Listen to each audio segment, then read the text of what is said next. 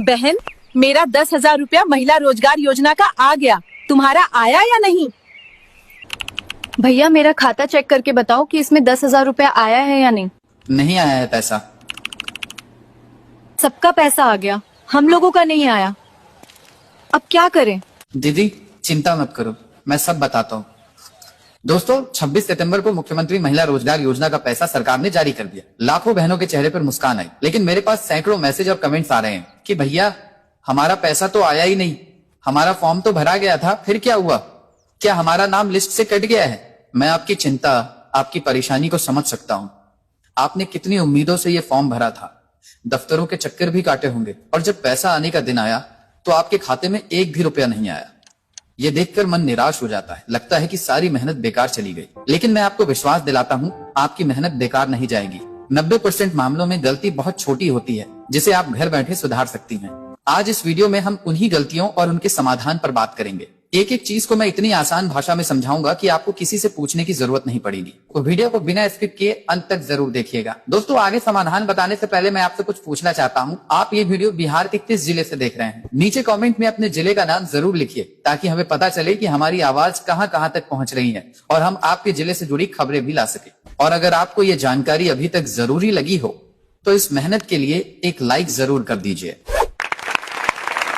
और हाँ, इस वीडियो को अपनी सहेलियों, अपनी दीदी और परिवार के व्हाट्सएप ग्रुप में अभी के अभी शेयर कर दीजिए। क्या पता आपके एक शेयर से किसी परेशान बहन की मदद हो जाए और उनके अटके हुए पैसे निकल आए। चलिए अब समाधान की तरफ बढ़ते हैं। तो दोस्तों, अगर आपका पैसा रुका है तो आपको ये 4 चीजें तुरंत चेक करनी है। ध्यान से सुनिएगा और चाहे तो एक कागज पर लिख भी लीजिएगा। पहली और सबसे जरूरी चीज, आपका बैंक खाता चालू है या बंद। जी हाँ, कई बार ऐसा होता है कि हम अपने किसी खाते में बहुत दिनों तक कोई लेन देन नहीं करते, तो बैंक उसे इनएक्टिव या डोरमेंट कर देता है, यानी एक तरह से सुला देता है। ऐसे सोए हुए खाते में सरकार पैसा नहीं भेज पाती। कैसे चेक करें?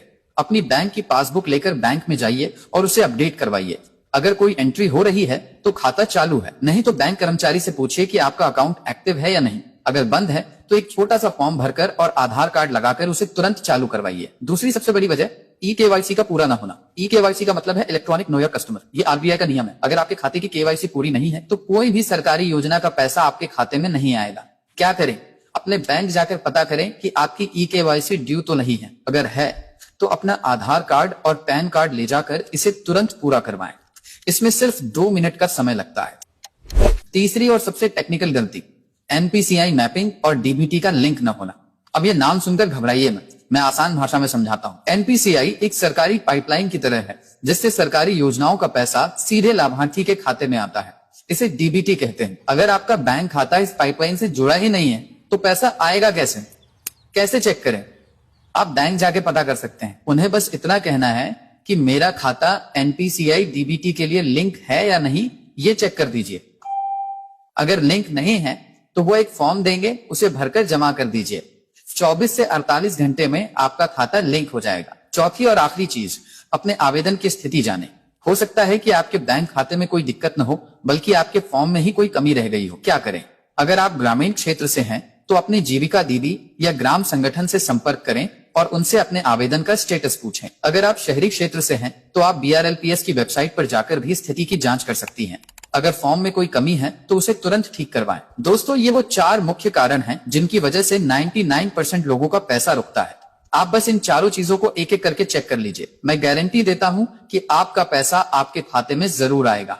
तो उम्मीद है दोस्तों, आपको पूरी बात अच्छे से समझ आ गई होगी। अब आपको दफ्तरों के चक्कर काटने की जरूरत नहीं है, बस ये 4 काम कर लीजिए।